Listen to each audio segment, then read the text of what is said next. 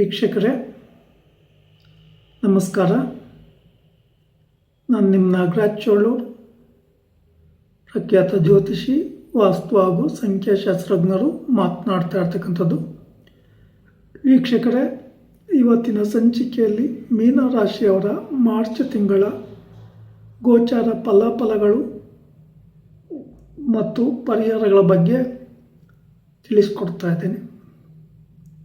ಮೀನರಾಶಿಯವರಿಗೆ ಸಾಡೆ ಸಾತಿ ಶನಿ ಭಗವಾನರ ಪ್ರಭಾವ ನಡೀತಾ ಇರೋದ್ರಿಂದ ವಿಶೇಷವಾಗಿ ಎಲ್ಲ ವಿಚಾರಗಳಲ್ಲಿ, ವ್ಯವಹಾರಗಳಲ್ಲಿ ದುಡುಕಿನ ನಿರ್ಧಾರ ತೆಗೆದುಕೊಂಬುದು ಉತ್ತಮ ಅಲ್ಲ.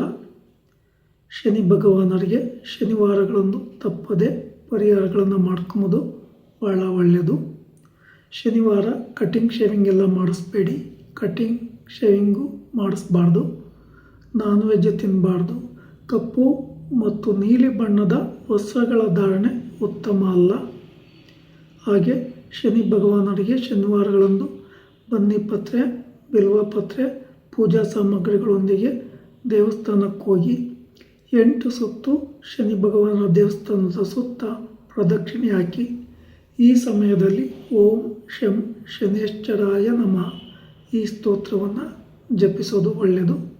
ಅನಂತರ ಎಳ್ಬತ್ತಿ ದೀಪ ಹಚ್ಚತಕ್ಕಂಥದ್ದು, ಎಳ್ಳೆಣ್ಣೆ ದಾನ ಕೊಡ್ತಕ್ಕಂಥದ್ದು, ಎಳ್ಳೆಣ್ಣೆಯ ಅಭಿಷೇಕವನ್ನು ಮಾಡಿಸೋದು ಉತ್ತಮ. ಶನಿ ಭಗವಾನರ ದೇವಸ್ಥಾನದಲ್ಲಿ ಅಡ್ಡ ಬೀಳೋಂಗಿಲ್ಲ, ನಿಂತ್ಕೊಂಡೆ ಕೈ ಮುಗಿದು ಶ್ರದ್ಧಾ ಭಕ್ತಿಯಿಂದ ಪೂಜೆ ಮಾಡಿಸೋದು ಒಳ್ಳೆಯದು. ಅಲ್ಲೇ ನವಗ್ರಹಗಳ ಸಾನ್ನಿಧ್ಯ ಇದ್ದರೆ 9 ಸುತ್ತು ಪ್ರದಕ್ಷಿಣೆ ಹಾಕ್ತಕ್ಕಂಥದ್ದು ಅಥವಾ 3 ಸುತ್ತಾದರೂ ಪ್ರದಕ್ಷಿಣೆ ಹಾಕಿ ಶ್ರದ್ಧಾ ಭಕ್ತಿಯಿಂದ ಕೈ ಮುಗಿದು ಪ್ರಾರ್ಥನೆ ಮಾಡ್ಕೊಂಬೋದು ಭಾಳ ಒಳ್ಳೆಯದು. ವೀಕ್ಷಕರೇ, ಅದೇ ರೀತಿ ನಾಗದೋಷದ ಪ್ರಭಾವ ಸಹ ನಿಮಗೆ ಪ್ರಬಲವಾಗಿರೋದ್ರಿಂದ ಶ್ರೀ ಕ್ಷೇತ್ರ ಕುಕ್ಕೆ ಸುಬ್ರಹ್ಮಣ್ಯದಲ್ಲಿ ಸರ್ಪ ಸಂಸ್ಕಾರ ಶಾಂತಿ ಹೋಮ, ಆಶ್ಲೇಷ ಬಲಿ, ನಾಗ ಪ್ರತಿಷ್ಠೆಯನ್ನು ಮಾಡಿಸ್ತಕ್ಕಂಥದ್ದು ಒಳ್ಳೆಯದು. ಅಥವಾ ನಿಮ್ಮ ಸಮೀಪದ ಗ್ರಾಮ ಊರುಗಳಲ್ಲಿ ಸುಬ್ರಹ್ಮಣ್ಯ ದೇವಾಲಯ ಇದ್ದರೆ ಅಥವಾ ನಾಗದೇವರ ಸಾನ್ನಿಧ್ಯ ಇದ್ದರೆ ಮಂಗಳವಾರ ಆಗಿರ್ಬೋದು, ಅಥವಾ ಪಂಚಮಿ, ಷಷ್ಠಿ ತಿಥಿ ಇರ್ತಕ್ಕಂಥ ದಿನ ಆಗಿರ್ಬೋದು, ಆಶ್ಲೇಷ ನಕ್ಷತ್ರ ಇರ್ತಕ್ಕಂಥ ದಿನ ಆಗಿರ್ಬೋದು, ಅಮಾವಾಸ್ಯೆ ಪೌರ್ಣಮಿಗಳೊಂದು ಆಗಿರ್ಬೋದು, ಶ್ರದ್ಧಾ ಭಕ್ತಿಯಿಂದ ಪೂಜೆ ಕೊಡ್ತಕ್ಕಂಥದ್ದು ಒಳ್ಳೆಯದು. ನಾಗನ ಸಾನ್ನಿಧ್ಯವನ್ನು ಶುದ್ಧವಾದ ನೀರಿನಿಂದ ತೊಳೆದು ಗಂಧ ಕುಂಕುಮಾಕ್ಷತೆ ಫಲಪುಷ್ಪಗಳನ್ನು ಅರ್ಪಣೆ ಮಾಡಿ ಶ್ರದ್ಧಾ ಭಕ್ತಿಯಿಂದ ಪೂಜೆ ಮಾಡಿ ಹಾಲಿನ ಅಭಿಷೇಕ ಅಥವಾ ಪಂಚಾಮೃತ ಅಭಿಷೇಕ ಮಾಡಿಸ್ತಕ್ಕಂಥದ್ದು ಅಥವಾ ಎಳೆನೀರಿನ ಅಭಿಷೇಕವನ್ನು ಮಾಡಿಸಿ ಶ್ರದ್ಧಾ ಭಕ್ತಿಯಿಂದ ಪ್ರಾರ್ಥನೆ ಮಾಡ್ಕೊಳ್ಳಿ. ಸಾಧ್ಯ ಆದರೆ ಸುಬ್ರಹ್ಮಣ್ಯ ಕ್ಷೇತ್ರದಲ್ಲಿ ಪೂಜೆ ಕೊಡೋದು ಒಳ್ಳೆಯದು.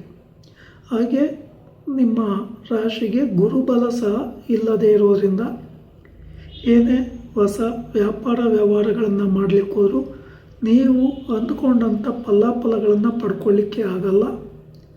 ಅದೇ ರೀತಿ ಹಣಕಾಸಿನ ಸಮಸ್ಯೆಗಳು ಹೆಚ್ಚಾಗ್ತದೆ. ವ್ಯಾಪಾರ ವ್ಯವಹಾರಗಳಲ್ಲಿ ನಷ್ಟ ಉಂಟಾಗುವ ಸಾಧ್ಯತೆಗಳು ಹೆಚ್ಚಾಗಿರ್ತದೆ.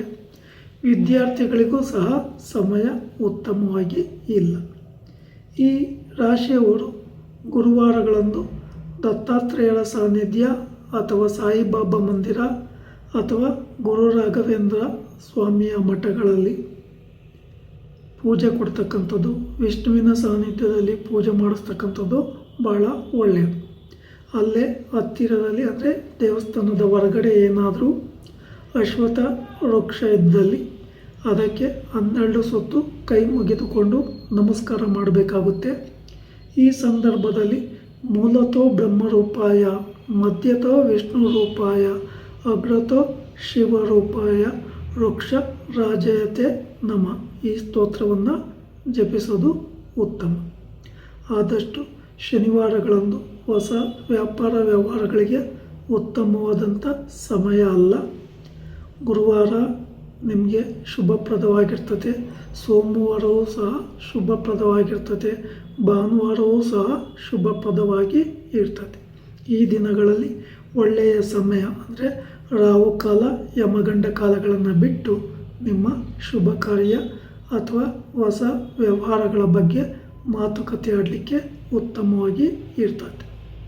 ಇನ್ನು ಈ ಮೀನರಾಶಿಯವರಿಗೆ ವಿಶೇಷವಾಗಿ ಈ ತಿಂಗಳು ಸ್ವಲ್ಪ ಸ್ತ್ರೀಯರಿಂದ ಕಿರಿಕಿರಿ, ಆರೋಪ ಪ್ರತ್ಯಾರೋಪಗಳು ಬರ್ತಕ್ಕಂಥ ಸಾಧ್ಯತೆ ಇರ್ತದೆ. ಹಿರಿಯರಿಂದಲೂ ಮನಸ್ತಾಪಗಳು ಬರುವ ಸಾಧ್ಯತೆಗಳು ಇರೋದ್ರಿಂದ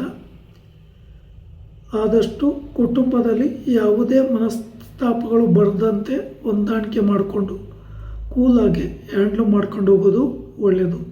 ಸಾಧ್ಯ ಆದರೆ ನಿಮ್ಮ ಕುಟುಂಬದ ಗ್ರಾಮ ದೇವತೆಗೆ ಶುಕ್ರವಾರ ಅಥವಾ ಮಂಗಳವಾರ ಪೂಜೆ ಕೊಟ್ಟು ಪ್ರಾರ್ಥನೆ ಮಾಡ್ಕೊಂಬೋದ್ರಿಂದಲೂ ನೆಗೆಟಿವಿಟಿ ಕಡಿಮೆ ಆಗುತ್ತೆ. ಇನ್ನು ಹೊರಗಡೆ ಎಲ್ಲಿಯಾದರೂ ವಾಹನಗಳಲ್ಲಿ ಪ್ರಯಾಣ ಮಾಡ್ತಕ್ಕಂಥ ಒಂದು ಸಂದರ್ಭಗಳಲ್ಲಿ ನಿಮ್ಮ ಹಣ ಕಳವಾಗುವ ಸಾಧ್ಯತೆಗಳು ಇರ್ತದೆ, ಅಥವಾ ಮಿಸ್ಸಿಂಗ್ ಆಗೋದು ಇಲ್ಲ ಮರ್ತೋಗ್ತಕ್ಕಂಥ ಸಾಧ್ಯತೆಗಳಿರೋದ್ರಿಂದ ಈ ಬಗ್ಗೆ ಹೆಚ್ಚಿನ ಕಾಳಜಿಯನ್ನು ವಹಿಸೋದು ಉತ್ತಮ. ಹಾಗೆ ಗುಪ್ತ ಶತ್ರುಗಳ ಬಗ್ಗೆ ತುಂಬ ಎಚ್ಚರಿಕೆಯನ್ನು ವಹಿಸಿ. ವೀಕ್ಷಕರೇ, ಈ ವಿಡಿಯೋ ಇಷ್ಟ ಆಯಿತು ಅಂದರೆ ಲೈಕ್ ಮಾಡಿ, ಶೇರ್ ಮಾಡಿ, ಫಾಲೋ ಮಾಡಿ, ಆ ಲೈಕನ್ನು ಒತ್ತಿ, ಬೆಲ್ಲೈಕನ್ ಒತ್ತಿ. ನಮಸ್ಕಾರ.